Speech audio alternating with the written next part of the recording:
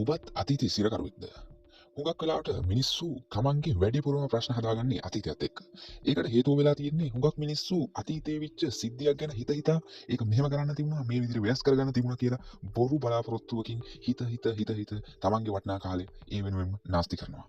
මේකේ තියෙන ප්‍රධානම බලපෑම තමයි අපේ ජීවිතේ හුඟක් ලොකු දේවල්, වෙනස් දේවල්, අලුත් දේවල්, යහපත් දේවල් කරන්න තියෙන කාලය, වැඩකට ඇති දෙයක් කරන්න තියෙන කාලය මෙන්න මේ අතීතයේ සිරකරුවෙක් වීම නිසා නැති වෙනවා.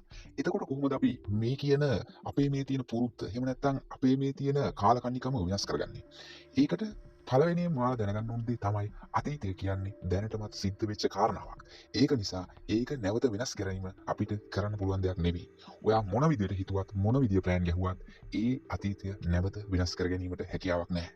එතකොට අපි හිතමු මේ වෙච්ච අතීතයේ වෙච්ච සිද්ධිය ඇත්තටම ඔයාලට ගොඩාක් බලපාපු සිද්ධියක්. ඒකේ තිබිච්ච ඒ බලපෑම තවමත් ඉවර වෙලා නැහැ කියලා.